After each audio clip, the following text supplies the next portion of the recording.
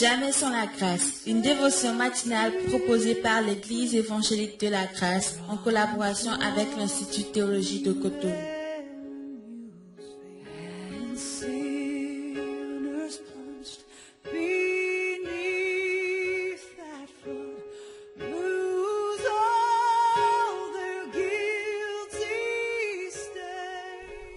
Bonjour, chers amis, chers internautes, nouvelle journée, bienvenue dans cette nouvelle dévotion du jour. Précieux Jésus, je te rends grâce, merci parce que tu es le même, tu ne changes pas.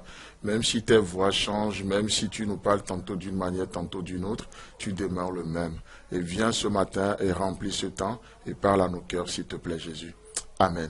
Alors, chers amis, chers internautes, nous continuons toujours dans les valeurs, comme on le voyait depuis un moment, Dieu qui donne certaines valeurs à son peuple pour pouvoir profiter de cette bénédiction sur la terre promise. Et c'est merveilleux de voir que notre Dieu, lorsqu'il bénit, la Bible déclare qu'il ne fait sur d'aucun chagrin ses bénédictions. C'est pourquoi Dieu est dans le business de nous instruire, de nous donner des règles, des lois, des instructions pour que nous puissions pleinement profiter de ces bénédictions, pour que ces bénédictions ne deviennent pas malheureusement une occasion de chute pour nous, n'est-ce pas? Donc nous avions vu la première valeur, c'était la simplicité, la deuxième valeur, c'était l'authenticité, et la troisième valeur, hier, nous avions parlé de la séparation. Dieu, pour protéger, sépare. Dieu sépare pour protéger.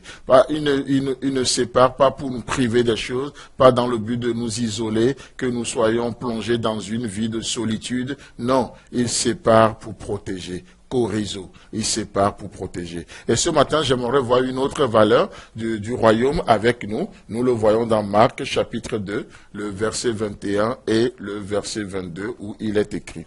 Personne ne coud une pièce de drap neuf à un vieil habit. Autrement, la pièce de drap neuf emportera une partie du vieux et la déchirure serait pire. Et personne ne met du vin nouveau dans de vieilles outres. Autrement, le vin fait rompre les outres et le vin et les outres sont perdus. Mais il faut mettre le vin nouveau dans des outres neuves. Amen. Alors ici, Jésus va donner deux exemples pour nous montrer une chose, quelque chose de très très particulier. Que si, le principe que nous voyons ici, si ce que nous voulons vivre ou si ce que nous vivons est de Dieu, nous avons besoin des méthodes de Dieu. Comme le psalmiste le dira dans Psaume 45, « Mon œuvre est pour le roi ». Et vous n'êtes pas sans savoir que si l'œuvre que nous faisons, l'œuvre que nous allons faire dans cette journée, peu importe comment ça s'appelle, ça peut être de l'évangélisation, ça peut être une relation avec quelqu'un, ça peut être une situation à gérer, ça peut être une obéissance que Dieu nous demande dans un domaine ou dans un autre. En tout cas, l'œuvre à laquelle nous sommes appelés, si c'est l'œuvre de Dieu, il nous faut trouver les méthodes, les moyens de Dieu pour faire son œuvre. Et ça, c'est ce que ce passage nous enseigne. Oh, la vie de Dieu demande l'énergie de Dieu, la force du Saint-Esprit. Il n'y a pas de duplicité. C'est ce que Dieu interdit ici. Vous prenez un tissu et dit, personne ne coud une pièce de drap neuve à un vieil habit. Le verset, le contexte, ce n'est pas, il n'est pas bon de le faire. Il dit non, personne ne le fait. En tout cas, toute personne bien constituée, personne ne le fait, ça ne se fait pas. Il dit, la raison c'est quoi? Autrement, la pièce de drap neuf emporterait une partie du vieux et la déchirure serait pire.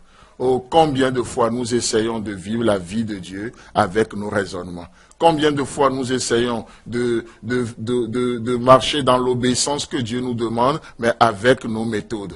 Et qu'est-ce qui se passe? La déchirure serait pire. La déception serait grande. Et il va utiliser une autre image, une deuxième, en disant, personne ne met du vin nouveau dans de vieilles outres.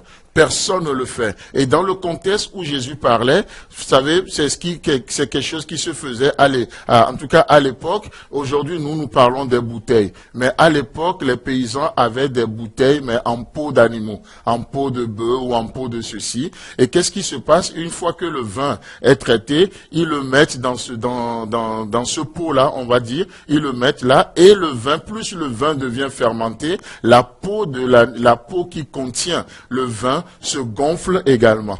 À tel point que la peau n'est plus du tout élastique. Et une fois que le vin est servi, la peau reste. Et si vous faites du vin nouveau que vous mettez encore dedans, qu'est-ce qui se passe? Lorsque le vin va commencer par fermenter, la peau n'étant plus élastique, poum, ça se rompt. Et qu'est-ce qui se passe? Vous perdez l'outre et vous perdez aussi le vin nouveau.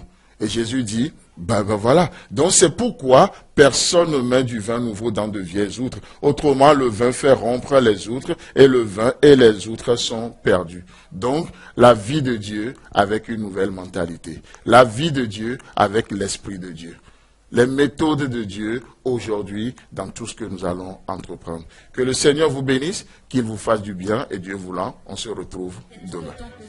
Si vous avez aimé cette dévotion, parlez-en à vos amis. Parlez-leur du message de la grâce et de ce qu'il fait en vous. Pour un sujet de prière, une question ou plus d'informations, contactez-nous. Téléphone 64 88 35 87 ou 96 42 69 05 ou par WhatsApp au 94 75 80 20.